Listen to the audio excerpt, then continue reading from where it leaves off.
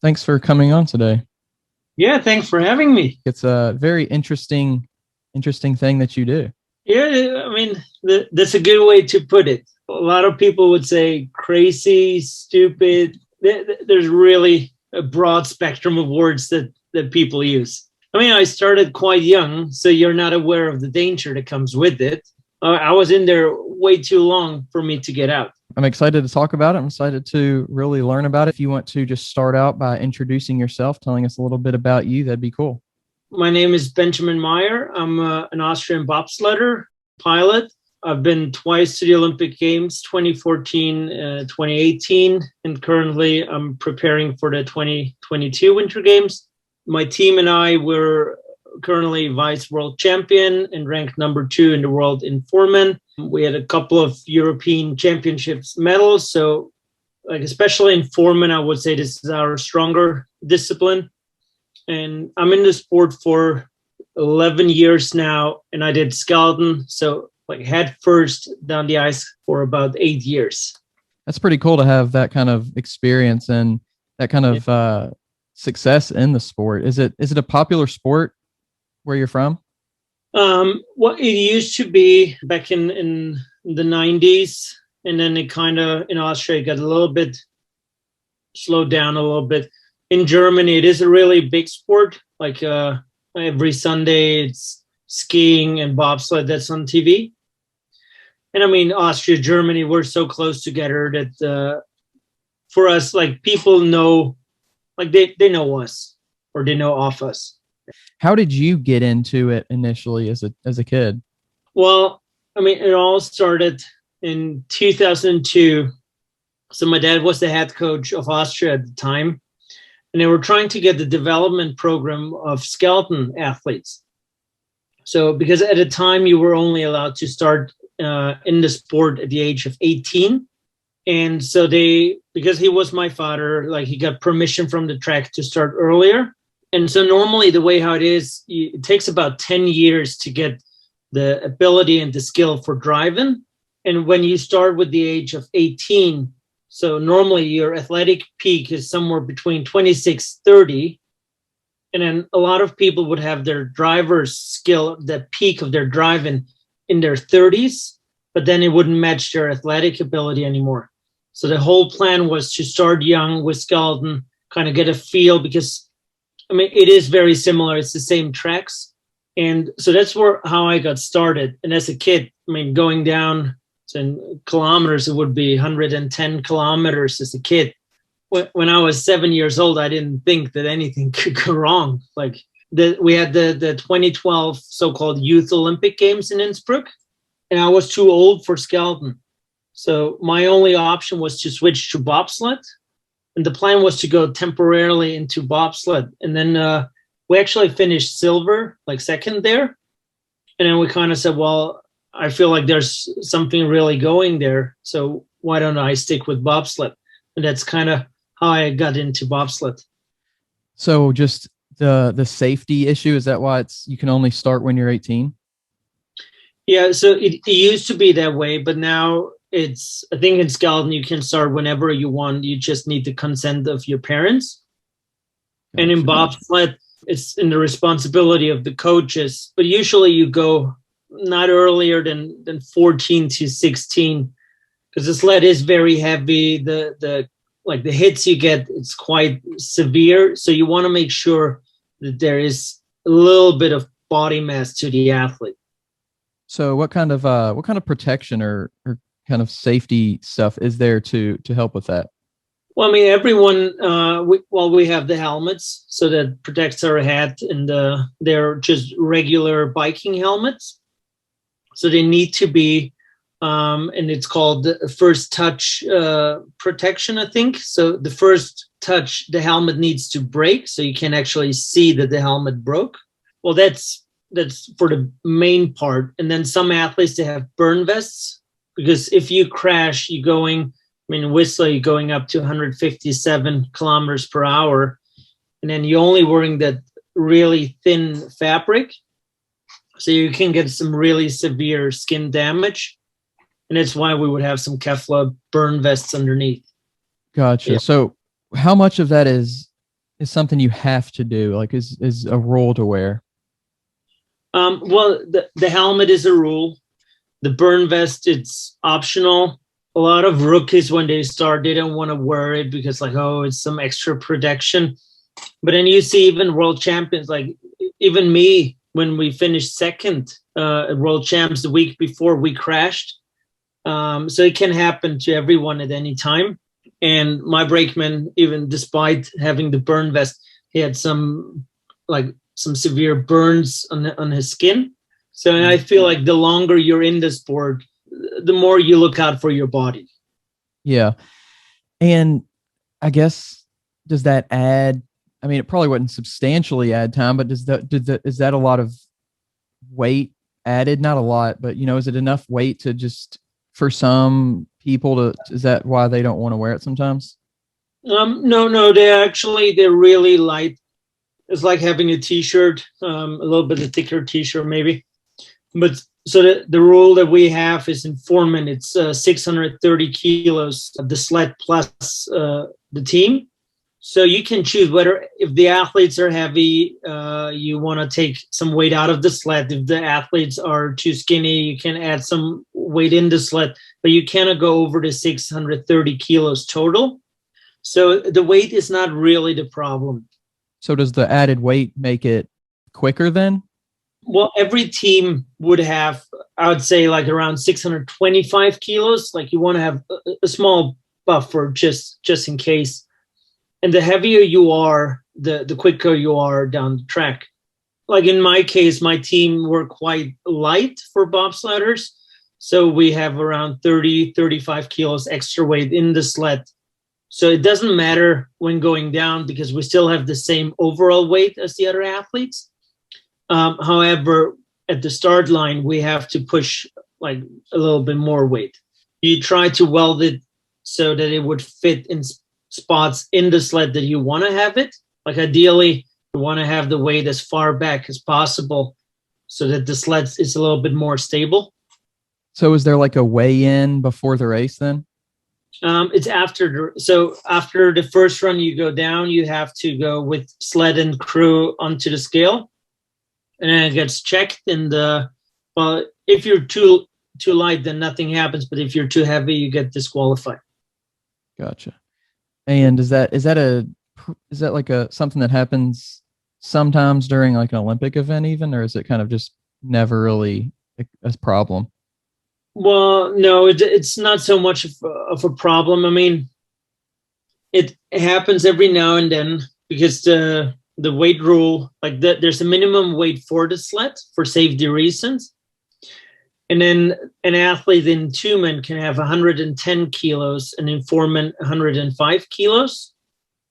I mean, that's a little bit, I think, to 30 some pounds. And there are just some crews that are really tall, muscular athletes. And then it gets a little bit of a problem. But usually they're a kilo overweight. So no one's really trying to cheat or get an advantage that way. There's other ways where people would try or be in a gray area, but not the weight. So what are those kind of gray areas? How would somebody kind of pull one over? Well, I mean, like any other sport, you have those athletes that take some drugs to enhance their performance. I wouldn't say that bobsled has more than any other sport. Probably it used to be like back in the good days, we had a couple more probably. But now what you can do is the way how the runners are, they're treated runners, or the way how they're polished, or sometimes in the sled, in the steering, because there's so many rules and regulation in place, but it's kind of like so many fine little parts that you cannot check every sled every single time. So after a race, they draw a couple of sleds and they draw a couple of things they check on that sled. So I guess that's how you would try to manipulate if you want to. So you mentioned, how fast these things can go, but like what is a really, really impressive top speed? Well, I mean, the fastest that was recorded was 157.5 kilometers per hour, which is basically, I think it's almost 100 miles per hour. That's crazy. technically they could make it faster, but the problem is like with all those turns and twists, the G-force that you get. So we have up to 5, 6, sometimes 6.5 G-force, and that's just, I mean, it's a lot for the drivers to steer with that amount of pressure, but also the way how the brakeman sits, it's around back. And so if you get like 6 G-force on your back, like it's just a lot. And there's actually a lot of athletes with back problems. They're trying to make the tracks not as quick, like usually trying to stay around 130, 140 kilometers per hour. Gotcha. Therefore, a little bit more technically combinations of corners and whatever, rather than increasing the speed. Gotcha. So you mentioned the 2 of the positions, but what do the other 2 do? What do the 2 do in the middle? So if you take bobsled as a whole, I would say your end result is our 3 parts, which is the sled. You have, well, let's start here so I don't flip you off. It's the sled, it's the driving ability, and it's the start. So the push time is really, really important and crucial for having a good result. Like the driver has his push bar, and then you have the number 2 and 3 guy. They're both on the side having their push bars. And then you have the number 4 guy pushing, who also happens to brake at the end of the track. And so their job is, well, I guess the job of all 4 is to accelerate the sled as quickly as possible, and then load, and then try to get to an aerodynamic profile, like the way how they sit. And then basically they try to relax more or less. Like the more relaxed they are, the more like their bodies can absorb of the little vibrations down the track. But I guess their big role is like to help out on the push. So the first part of every track would be flat, and it's a 210 kilo, or in our case, 240 kilo heavy sled. So you need to have a lot of power to get it going. And I mean, everyone in my teams, even though they're about 100 kilos, they run the 100 meters in under 11 seconds, which is for someone that's not a sprinter necessarily and that heavy is quite impressive.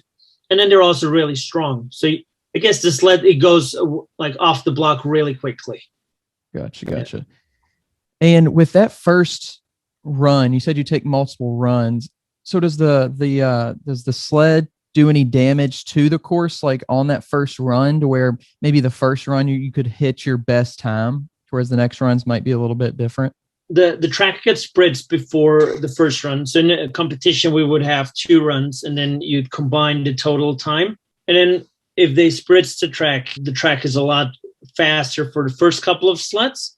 And then also through like all the amount of pressure, like the little pieces of the ice will break. So usually your first run will always be quicker than the second run. Is it typically that first go? I was kind of assuming this, but is it usually that first run isn't as good as the second run?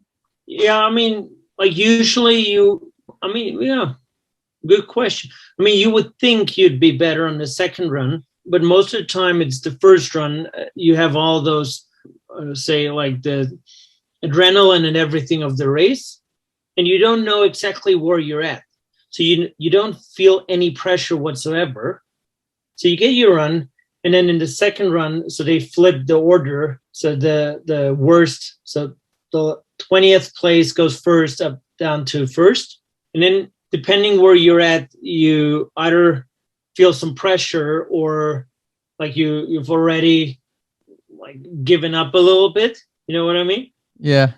So, and in the first run, it's kind of like, well, no one really knows where you're at because we have training runs, but then some people prepare their equipment better. Some push a lot better in training. So you kind of only can guess where you're at, and you really want to lay out everything in the first run. And ideally, I mean, both runs are the same, but gotcha. Yeah, I guess it's from team to team. Some have a better first run, some a better second run. Kind of going into, you mentioned the Vice championship. Yeah, so it's a Vice World Champion. I guess that's a European term. So it's silver at World Championships. Okay. So what So is really the difference is there any difference in how you compete and how the rules are in that versus the Olympic style of rules?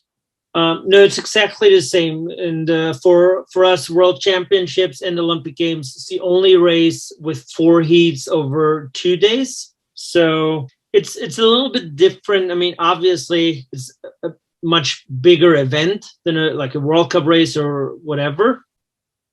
And you have the night between the first day and the second day. So where I think more experienced athletes, they still have like a good night's sleep. And I mean, sometimes some athletes, like I remember first time at the Olympics, I could not sleep after the first day. I was just so excited and pumped with all those emotions. And I'm pretty sure that the Olympic champion at the time, he slept like a baby.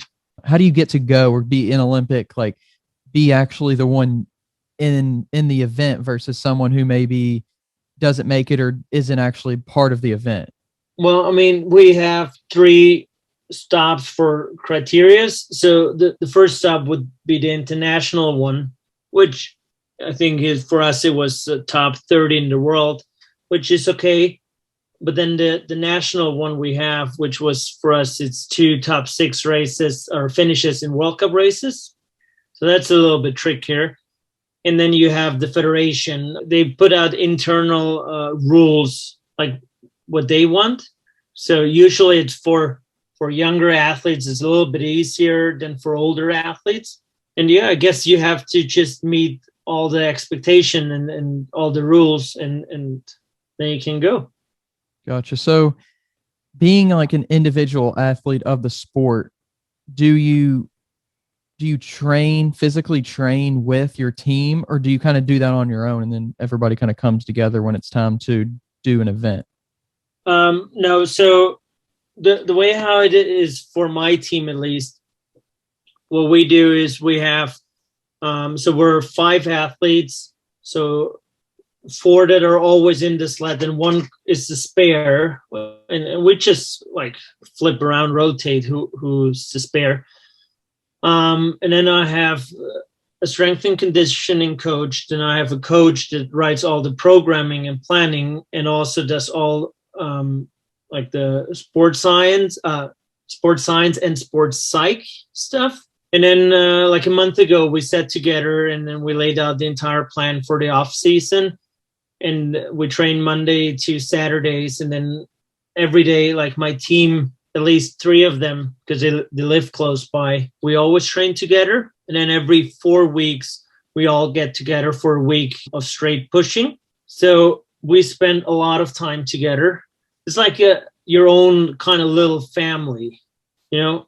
Obviously, you can't always be best friends with everyone, but I think for my team would always work this. We all have the same common goal. And then sometimes you're like, well, I know I'm on bad terms with this person now, but I also know if we're on the line in a race, I know exactly that he does everything right. I mean, it's such a small team that it would be challenging if you're going through something with even one member. In a lot of teams, you have so many more people where it's like, oh, I don't have a good relationship with this person, but it doesn't matter because I'm not really interacting with them that much. But, 4 or 5 people, that's really, pretty personal. Well, and I mean, in the winter, in seasons, we're together on tour for about 20 weeks. We drive everywhere ourselves. So we're always in tight space. We're always rooming with each other. So it's always 2 and 3 in one room and kind of rotate that way. But you just never get a minute to yourself. There's some conflict that's going to happen even with your best friend. But that's like all the stuff that we're trying to work through in the summer, like to prep ourselves. And I think for my part, at least, I've been always lucky to have really great team members that way. Like 3 of my team, like myself included, and 2 of my brakemen, we all have kids. So for us, it's a little bit different because that's like a vacation away, It's like on tour, it's like this silence, sleeping in till 7 a.m. So is it any different for the ones that don't have kids, is there a different relationship with those people in a way?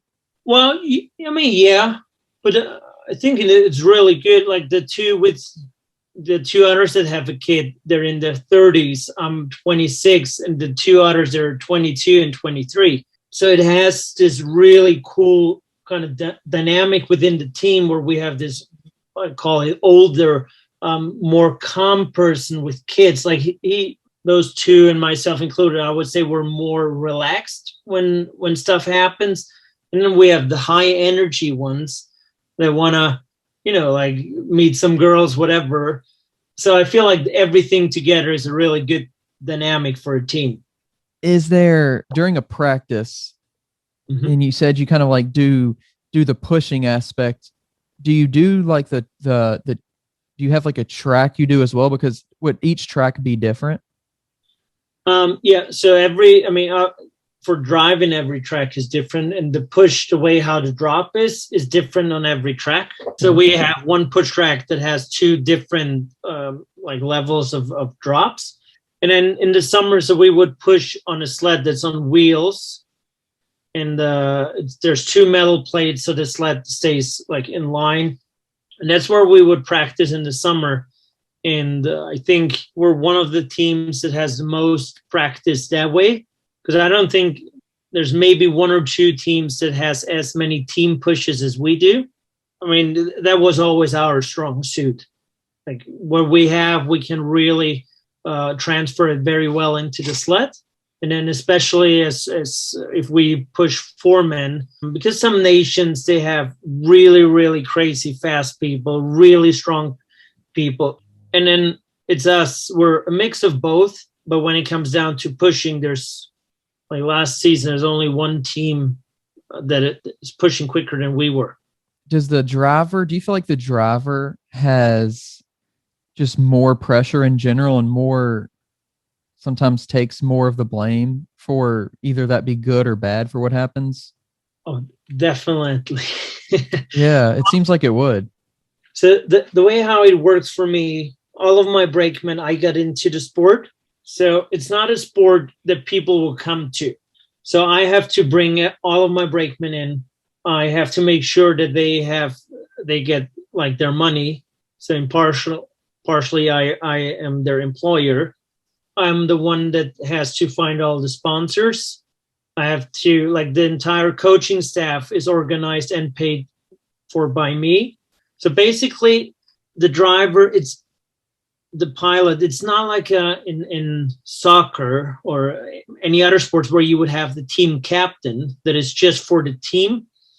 The way how it works is more, as a driver, you're the team manager.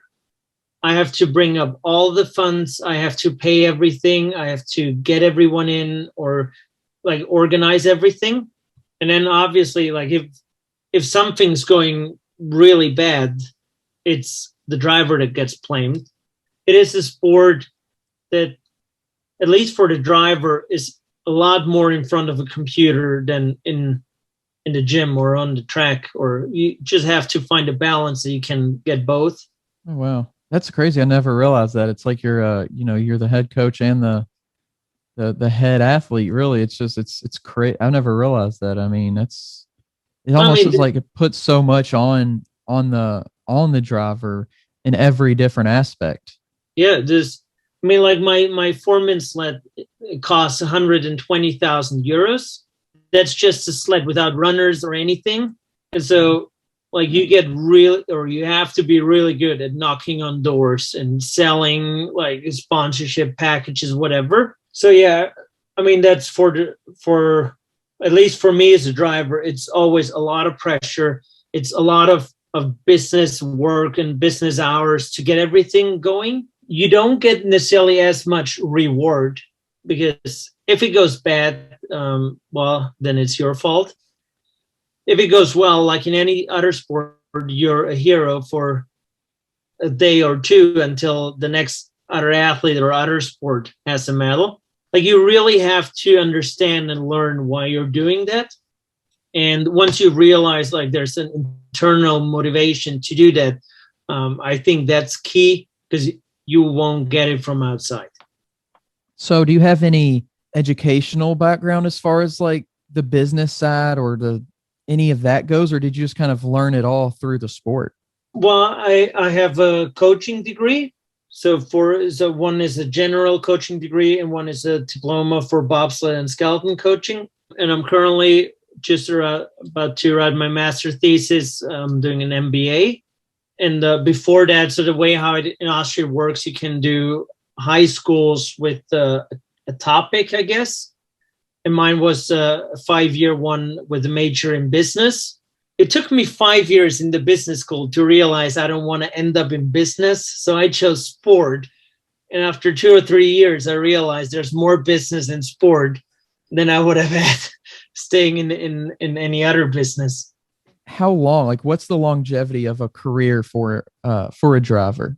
Well, I mean, there's been drivers that the one Russian, he became Olympic champion at the age of, I think, 39 or 40. It's a good sport because in foreman, if you have 3 really good athletes, like they can cover or they can help out if the driver is not in physically best shape. But I think now, like in the last 10 years, it's shifted to most athletes retire around 33, 34, just because like all the problems with, like a lot of times people have back problems.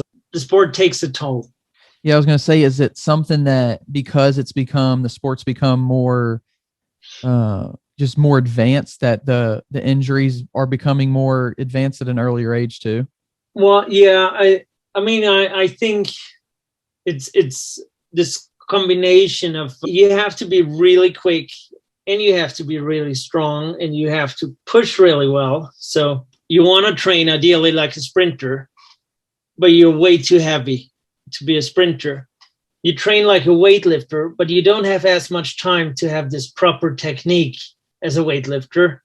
So I think it kind of is like the mix of everything. You're very heavy. You don't necessarily have best technique in your lifts. And the driving is really intense on your body. And then, I mean, lifting the sleds up and down, which is over 200 kilos on a daily basis. I think just everything together takes a toll on your body. Yeah, it's very physical now. You know, I'm kind of picking up that it doesn't seem like the event itself, I guess, wouldn't be even the most physical part. It's just everything that surrounds it and that goes into it. Yeah, I mean, the way how bobsleigh used to be was a lot was the equipment. If you had a quick sled, then you were first. And then it kind of evolved into a quick sled and good driving because there's more rules and regulations for the sled. So now the driver had to be better. And now the way how the tracks are shaped, it's not so important to drive really well. And the equipment is highly regulated now. So now the importance of the push is just so huge. So obviously you get going a lot quicker, but also when you jump in and load in a really good way, you get a lot more velocity down the track. Yeah, I think like if you want to finish top 10 in a World Cup race, you gotta have to be within the top 15 best pushing teams. Otherwise, you don't even have a chance to go top 10. So really nowadays you're saying it's the push to look out for. I think a lot of people, when they watch the sport, if they don't really know anything about it, they're thinking it's probably, they probably wouldn't think that is necessarily that important, because it's just like, to them, it's like, oh, we're just starting. This is how we just get on the track. It's this, part of the small part of it, but it makes it, from what you're saying, it makes it sound like it's really kind of becoming the most important aspect in a way. Yeah, like for sure. I think nowadays it actually is the most important part of the entire thing. And it takes place in 5 seconds. And then you're in the track for 50, 55 seconds. But most of it is what happens in those first 5 seconds. So what kind of changes, either to athletes or to the equipment, have you seen because the push is becoming so important, or have you seen anything happen yet? Well, the athletes are not as much as they used to be, because in the earlier years, there used to be these really big, bulky guys. that spend, I would say, more time in a weight room than on the track. And now they're a lot, I don't want to say skinnier, but leaner and faster. So there's a lot of athletes, or most nations actually, they get their athletes out of track and field. So sprinting or any jumping disciplines, because like in my experience, and like most people would agree, it's easier to train someone strength and power that is quick already than the other way around. That's usually the go-to. And I mean, obviously, like American football would be an amazing sport to pick athletes from, but outside of the US, like in Europe, it's rather a small venue. So that's why we will go to track and field. And also the US team had, I think, Ryan Bailey, who was a sub-10 sprinter, and Tyson Gay tried out. Like they have this really, really fast athletes. And then the foreman is, the good part is you can balance it out. Like the number 4 guy, he's the one that runs the longest. So he's very quick. And ideally, he's not too tall because he needs to be the lowest in the sled. Gotcha. And then the side guys, they're a little bit heavier, so 100, 105 kilos. Do you think that most bobsled athletes at the Olympic level, do you think that they're lifelong bobsled athletes, or do you think they're more picked from other sports? Usually it's the other way. Like we pick from other sports. The problem is, I see the athletic ability of an Olympic bobsledder. I think it would be good enough to be in the NFL. But you have all the parts of understanding the game, like catching a ball, reading people. You just don't know. Yeah. Like it does not help you that you can sprint really fast in a straight line, because as soon as someone's running it, you might as well turn around. So I think the athletic ability in Olympic bobsledder is really high and would be really good for other sports. But I think in general, we are lacking the skill that's necessary for most other sports. Gotcha. So it's more of like the understanding of the rules and kind of the instinctual part of the other sports, that it's not so much the athleticism, it's that instinctual part. Gotcha. And then, I mean, like I'm really terrible in basketball, but when we played, I was faster than everyone. I can jump higher. That didn't really help me because I cannot get the ball in. So, I mean, you see it in other sports. They groom them when they're really young.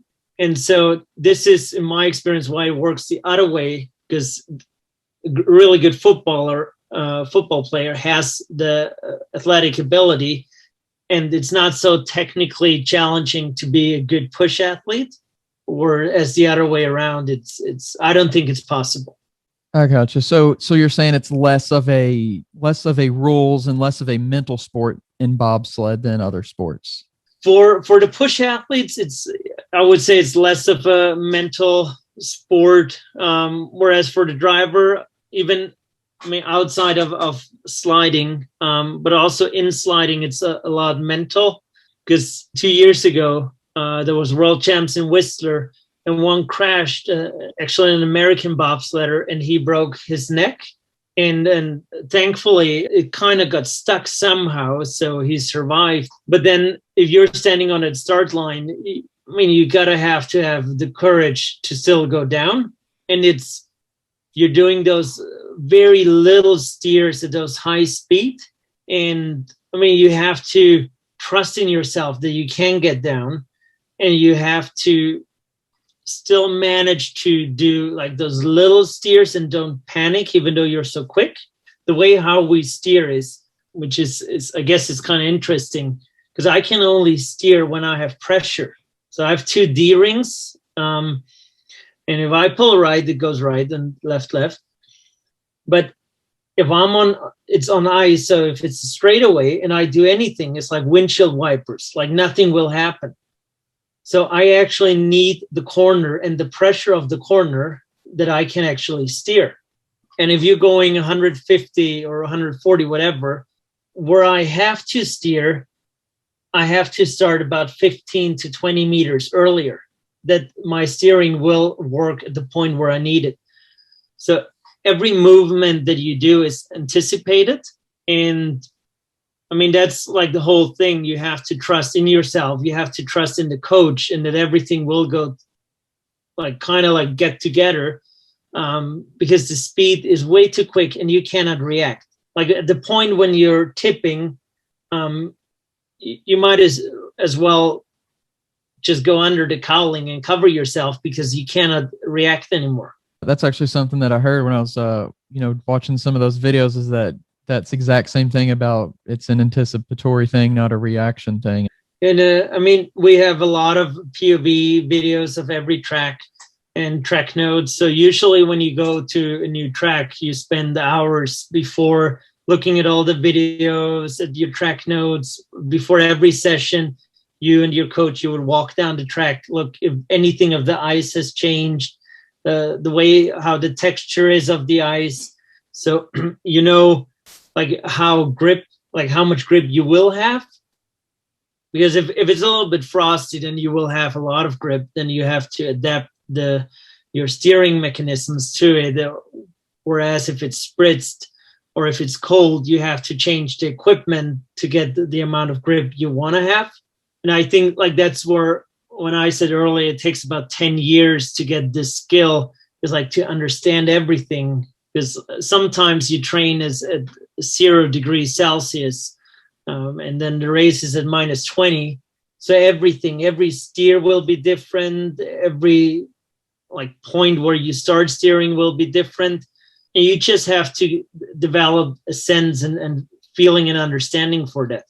Yeah, it sounds like really the driver is just so, I mean, massively important mentally. Like you said kind of before, that the pushers are just kind of the physical, they're just there physically in a lot of ways, but the driver, it seems like, takes on the load of all four to be that mental, guide. And it's crazy. I don't know if there's any other sport like that, to where it's a team sport, but so much relies on one person. Yeah. Well, I would love to see any other sport, so I can share some thoughts or insights. But I mean, also like in my case, the team, they're all aware of that. So they're trying to get stuff off of my shoulders as much as possible. Like if they know I'm focusing on sliding, they make sure everything, all the gear is at the track, everything else is organized. So they're really trying to take as much pressure away from me as possible.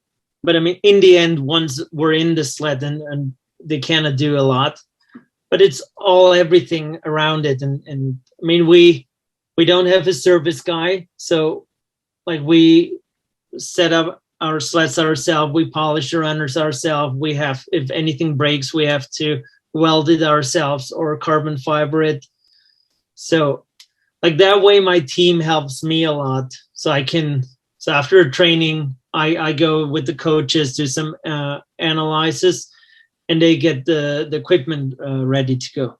It also is more rewarding. Like if you have a really good result, like how much hard work and everything went in there. Basically, in order to afford everything, we all live with our parents, because it's not like in bobsled you won't be a rich guy at the end.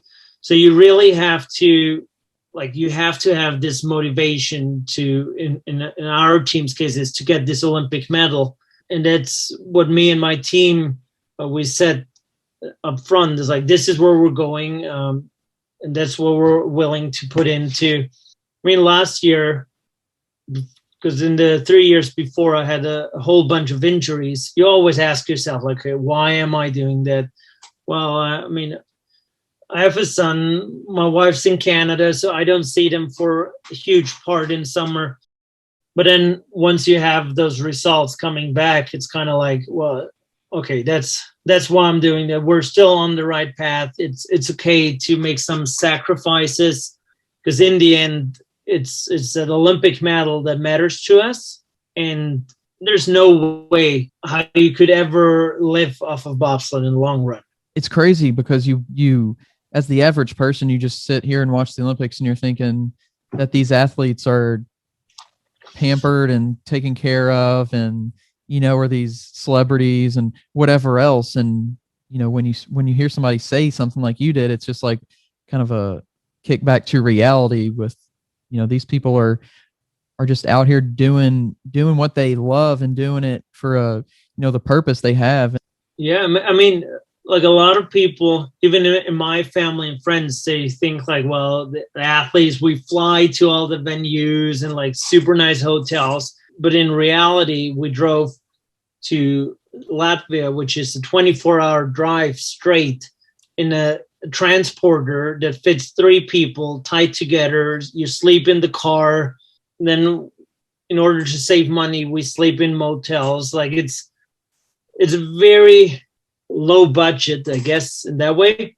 Like bobsled is not the kind of sport like, I don't know, soccer, or at least here, where you'd fly in those fancy planes and whatever. So with all the athletes, if you know a little bit the background, they really want to do it for the sake of the sport, because everyone has sacrifices, whether that's financially or not spending time with their family.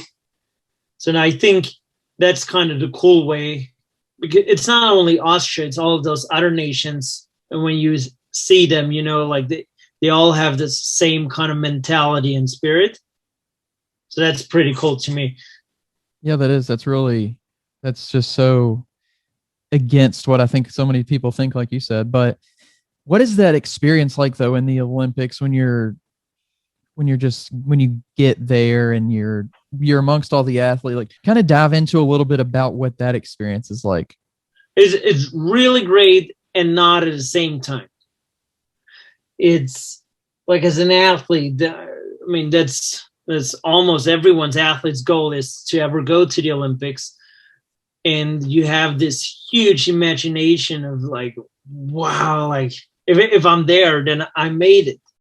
And then you're there. It's for 3 weeks, and you come back, and after 2 weeks, the local soccer team is more well known as you, so everyone forgets about you. But going there, I think for myself, my team, or my wife, actually, the reality did not quite meet the expectations. Well, the difference is really good athletes that are there, you name them, like Shaun White or whoever you want to call, they work so long and so hard to get there. They're not there to party or to hang out with people. Like, they're in their zone, they stay in their room, and like they get ready for their competition. So it's more like you're there and now it really counts. You don't want to do anything that jeopardizes your performance, and you don't have this time to enjoy watching other events and whatever. So I was, I guess, a little bit lucky, because the first time in Sochi, I was only 19. And at a time, no one thought that we would qualify. So I was really only there like to kind of get some Olympic experience. So the first time actually was quite nice, because I watched some other events. The really cool thing to me is that if you're among those athletes, for the most part, they're normal human beings. Like I mentioned Shaun White because I saw him in Sochi and in Pyeongchang, and he's just like any other guy. Like, you go over there and everyone sits together in the big dining area, and yeah, I was just sitting next to him and talking and chatting like with a friend in a park. And it's kind of really cool, because when I was a kid, I always, like, I saw him always on TV, and I was like, man, what a star. And then you see him there, and he makes jokes like everyone else, and I'm pretty sure he doesn't remember who I am, but it was quite memorable to me. And also with a lot of other athletes, you really see that behind that image of those amazing athletes, it's just normal human beings. So I thought that was really cool, and in a lot of ways, much different than I thought it would be. Does the Olympic committee or whatever, did they put on events for the athletes that would want to do something like that? Oh yeah, they have plenty of stuff. Like in Pyeongchang, they have this gaming halls, like for you to hang out and play some video games or pool or whatever. There were gyms you could go to, like any other venue, like alpine skiing, hockey, whatever you want to watch, you get free tickets to.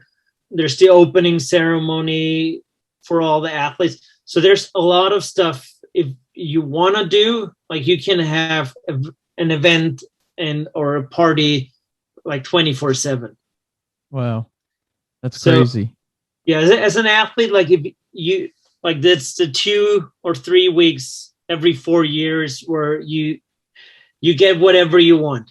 Yeah. And I can see for a lot of athletes that would be their time to really do that, because you don't, kind of like you just mentioned, like bobsledding, and I'm sure there's other sports out there that are just like that low budget where people assume that they're out there being celebrities and having everything kind of handed to them. But in reality, a lot of those sports are kind of similar in that it's kind of on their own back to take care of their own team. Yeah. And I mean, that's, and especially going forward with the 22 Olympics, I mean, that's the whole point, is of all the money and time we've invested when we're there, we want to make sure that we get home with an Olympic medal. So we have to, like, have a minimum of side events, or like, because we want to go there and we have one goal and we're trying to stay on top of that. And yeah, then kind of like this entire Olympic experience gets a little bit lost. But I think, like, in the end, if you can come back with the medal, I mean, that's something you have for the rest of your life. What is that like, though, whenever it's your turn in the Olympics, that first event? What's that emotionally and mentally and physically? Like, how are you feeling during that? Physically, ideally, you're in the best shape you've been. I mean, you've prepared for that. The entire training program, everything is peaked for those events. Mentally, it is quite challenging, because all of a sudden there's so many people, like down the track, like wherever you look, there's people standing. I mean, it's always new tracks. So like in Beijing now, no outside of the Chinese team, no athlete has ever been there. There even more, it's like no one knows if this is a track where I'm good or not. And you really need the competition where everyone has to bring out his A game to see where you're at. So in my case, I always preferred in the first run, if I'm earlier off, so I don't have any other numbers or whatever to distract myself. But once you're at the start line, I mean, like, your heart is rushing. I mean, you're really excited, nervous, scared. Like, it's the only time, I think, that you are able to feel any emotion at the same time. When you reach the bottom, what is it like a weight off your shoulders? Oh yeah. Yeah. It's like, I always compared it, if anyone asked me, like, with a big test, like in school, and even if you failed it or not, but like finally, like that suspension is gone. And I mean, you just multiply that with the test that you've studied 4, 8, or 12 years for, and then you're down. You're like, okay. Yeah, that, man, I can't even imagine. Does that second run get easier after that, or does it kind of have the same feeling? The second one is a little bit easier, I think, because like once you're in this competition mode, you kind of like start to block out your surroundings. And after the first run, you have a pretty good idea where you're at. And then you react accordingly, like whether, okay, like we have to attack, like we need to get a couple of spots, or more defensive. And because then I feel like you have more security, because you know where you're at and you can start develop certain strategies. So this, in my case, that always gave me a little bit of safety or security in my competitions. Yeah. So do you have like psychological tricks that you get taught, or some type of like mental training to help with that, either before or during kind of the Olympic events? Well, I mean, we work a lot in the summer with sports psychologists. A lot of things that we would do is actually to calm down. So, because normally it's no problem to bring, like, to get excited, to get the adrenaline and everything. So you want to make sure you go the other way. And so what we do a lot with my team, it's called NLP, neuro-linguistic programming. So that kind of stuff. And also we set anchors, which is like with certain touching. So you rehearse it. And then as we go, and like we all put our hands together, and then you rehearse whatever emotion you want to have when you feel that. So that's a lot how we would train in the summer. And then we would put it to practice in every World Cup race leading up to the games. So ideally, to have a very similar routine as to all the other races. Because at the Olympics, you will be nervous, you will be excited. But I find, and for my team, it's if you have those things that go always the same way, this gives you a lot of security when you're nervous. So we know exactly an hour and a half before, that's when we start our warm-up. 30 minutes before, that's when we rehearse our start kind of command, so everyone knows when to push. And once you're in there, you kind of lose a little bit track of that it's actually the Olympics. And I think what for us always worked is that we try to put everything in. And then ideally on race day, if you look at yourself in the mirror, you can honestly say to yourself, well, I've put everything out there that I had to give. I've prepared the best way possible. And what it is, I mean, it is how it is, you know? And I think a lot of that mindset in your preparation helps you to get those anxiety and stress down when it's about to happen.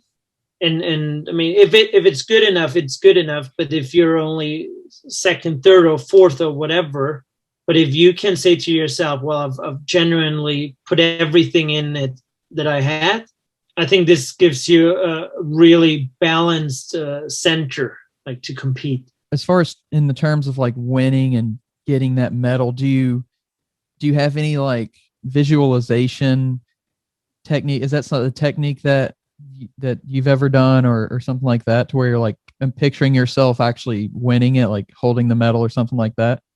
Yeah, but well, I mean, in the one thing we always is visualizing like the track.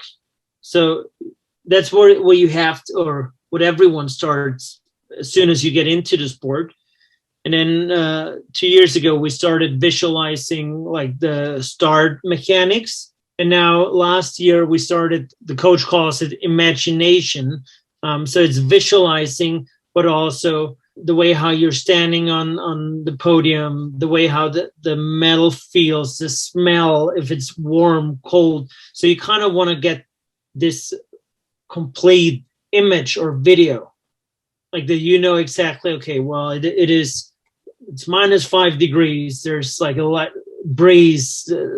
The metal feels heavy. So you kind of like, you know, that feeling, because in a lot of, whether that is in a small scale in the gym or when you lift weight, if you don't know, or if you cannot imagine that you can clean the 100 kilos or whatever, you won't be able to do it. For me, and I think most athletes, is that first step is like to actually get it in your brain. It's like, okay, I can do it. I know how it feels. This is what it looks like. And this is how I get there. I think it's so interesting, the power of the mind to do that kind of thing. Yeah. It's pretty crazy. Well, we started last year. My entire team and I, we started with hypnosis. I mean, that has been really interesting because there's a lot of stuff going on in your mind. And I feel like personally, the higher you get on the level of competing, the more important the mind and psychology and everything gets. in comparison to the physical. I mean, obviously you have to be a good athlete, but this is rather easy. But then to get to an athlete that can bring out best performance whenever he needs it, I think this is the really challenging part. It's something that I've actually been interested in lately as well. I've recently heard about what's called flow state, and it's just kind of like getting into that zone to where you're not thinking, you're just doing. There's actually have it, Jim Lower. Do you ever hear of him? I might have, maybe. I just recently kind of got into it. Jim Lower and Tony Schwartz, they have something that's called the high performance pyramid. And so they call it the ideal performance state, which basically is like flow. And so the way how they break it down, that's kind of like the thing that we're going for. And with flow, I mean, that's why you have the visualization of every run, of every start mechanism. So basically, once you're at the start line, everything feels natural. And I mean, I've had a couple of injuries, and so coming back from the injuries, one of my injuries, I had to start to the lower abdomen to activate it in every step. And it is really hard if you have to relearn it, because it's such an automatic movement. And so you never think about that you actually engage your core when you walk or when you stand or whatever. And you can see if you rehearse that, and that's a natural thing, so many times, you forget about it and you just do it. And that is, for us, what's always been key is getting into a position where as much as possible feels natural, and you don't have to think about it.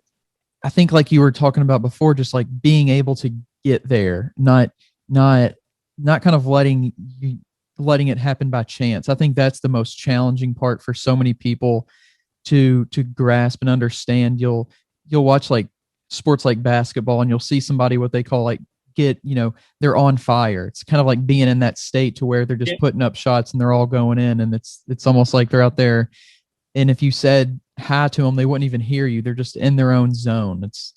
But I think that with that capability being something that you can actually choose to get into instead of almost like happening upon is so interesting. Yeah, and I know from myself and a lot of other athletes, it's quite easy to get into there as a young athlete, because like you don't have pressure, you're in there. With most athletes, eventually you'll have a setback and you're not in there anymore. So, and that's why we were trying to figure out, okay, what are the pieces that we need to be in that ideal performance state or flow, so we can actually trying to like manipulate or turn those little screws in the areas so we get where we want. And I mean, for us, it's been like over the last 2 years, we kind of like found out, okay, this is what we need.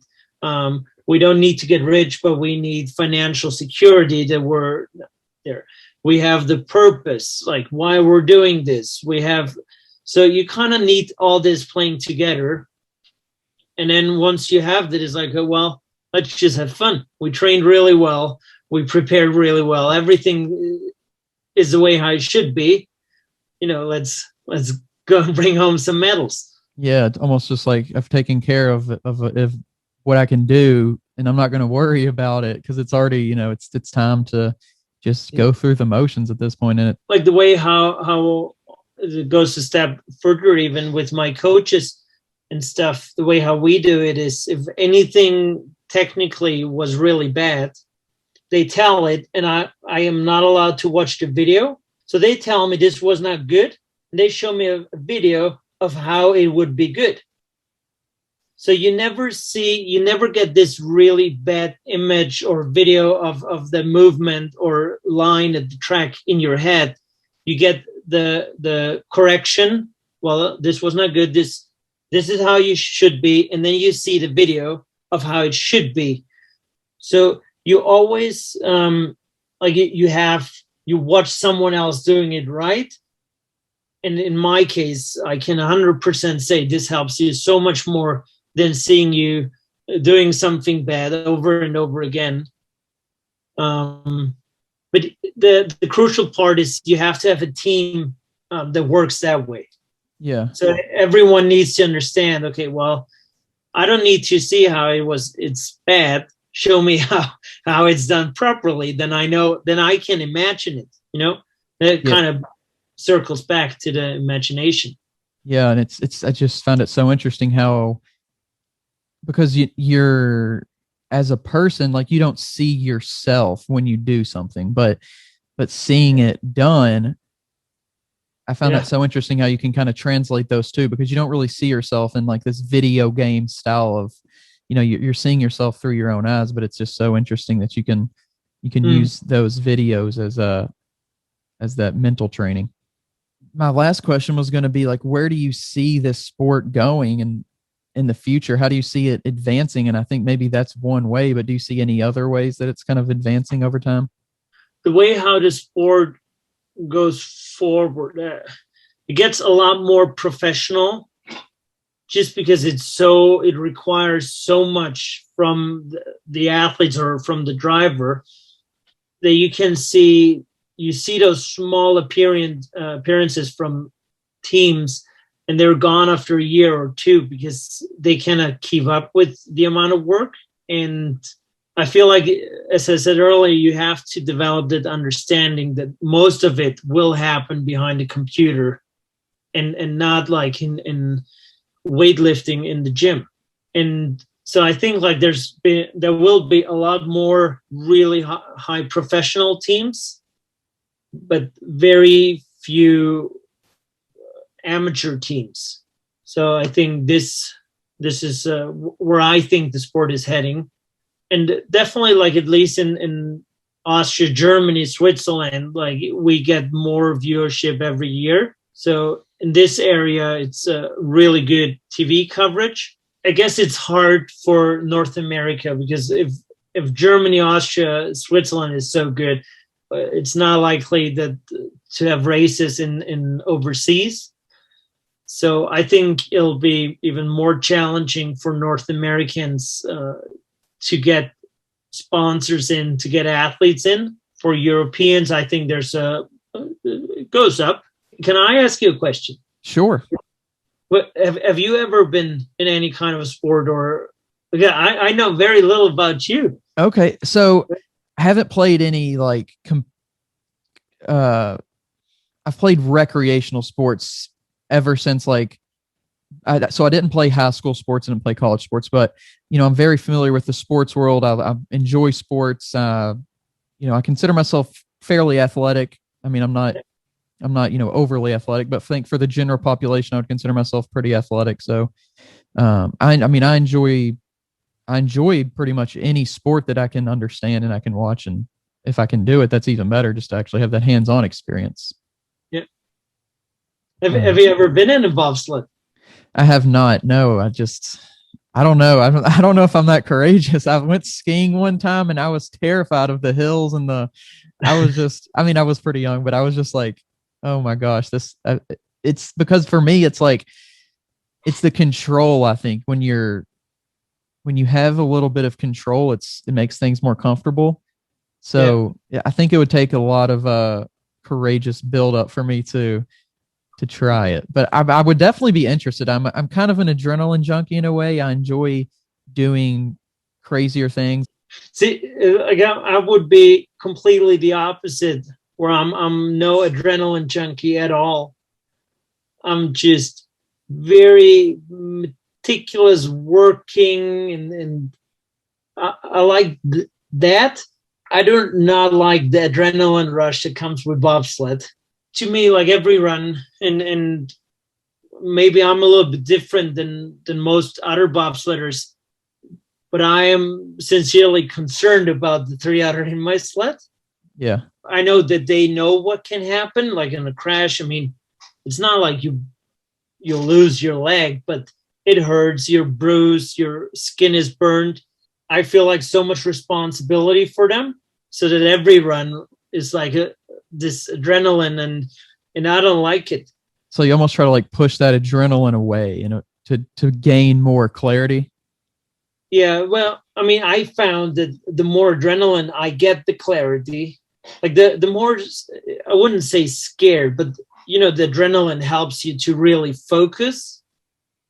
And I think that has been a huge part in our success, is like to have this little bit of respect and fear, because then I know, okay, whenever I go, I need to be 100% on.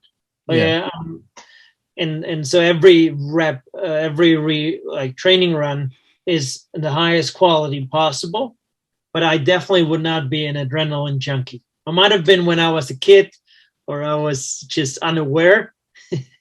So kind of like training your body to respond to the adrenaline the way you want it to respond, and yeah, to make the most out of it. But no, I appreciate you asking about me. Yeah, I mean, I was really stoked when you texted me.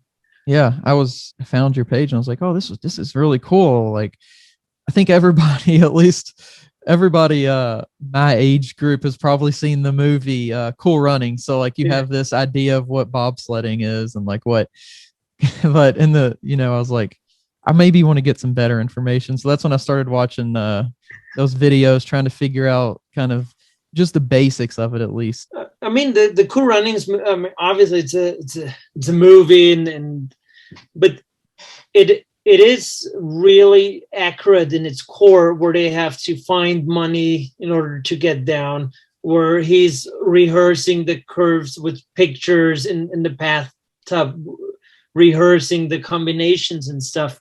And that is maybe a little bit more advanced, but in its core, it's still the same way.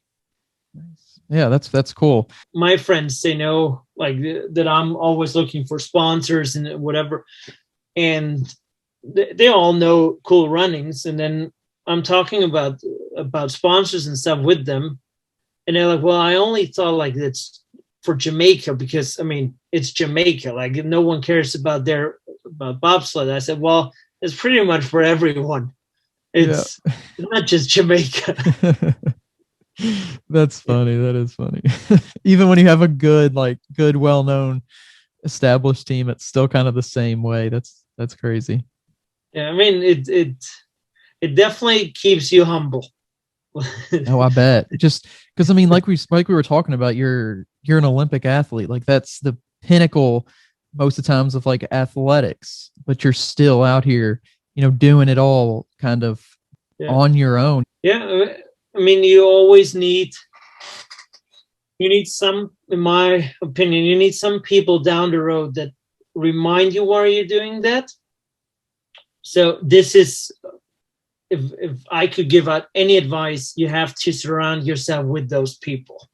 2 years ago, I so you probably have heard of Usain Bolt, I would assume. Yeah. So 2 years ago, I had a couple of injuries, and then I have two slip discs, two herniated discs, one bulge disc, a narration of the spinal cord, both Achilles tendons inflamed, one knee is broken, 3 tears. So basically everything over the course of a year. So everything that could ripped, arthrosis in legs and whatever. So I Googled best sport doctor in Europe, and there comes the doctor of Usain Bolt. It's a German, Müller-Wohlfahrt. So when I was in this doctor's office, and I was about to quit, but like that doctor, the way how he explained things, and he's like, no, don't worry, I'll get you good to go. And he explained to me like how he treated Bolt, and it's very similar. I get a whole bunch of injections and stuff. And at the time, if it wasn't for that doctor out there, I probably would not continue with the sport, which made me realize you you need those people. And my wife, she's actually an Olympic skeleton athlete. So like I have really good people surrounding me. And I think that is if you're in a sport like bobsled or any other sport where you have to do a lot of that things, other than what's in your power to do, you need people around you that will help you, because the journey is not always sunny. Let's put it that way. Have you ever?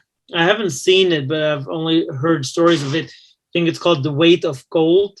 I haven't seen it, but somebody did tell me about it. Yeah, somebody that I talked to on here actually brought that up, and yeah, definitely I need to check that out.